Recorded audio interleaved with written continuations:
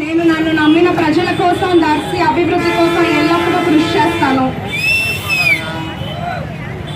New మీడియాలో వచ్చే విమర్శలకి వేరే మీడియా వాళ్ళు దయచేసి ట్రాప్ లో పడొద్దు. ఎన్ని విమర్శలు చేసినా దర్శి అభివృద్ధే నా ధ్యేయం, దర్శి అభివృద్ధే నా సమాధానం. అట్లాగే మనం ప్రోగ్రామ్ లో భాగంగా వందలాది మొక్కలు ఇవాళ నాటుతున్నాము.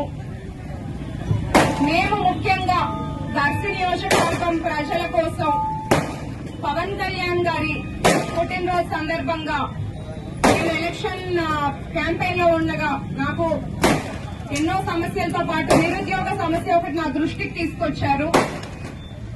ఇక్కడ నిరుద్యోగులకు ఉద్యోగ అవకాశాలు కల్పించడం కోసం మేము హెచ్ఆర్కో సంస్థ వారితో జతకట్టాము.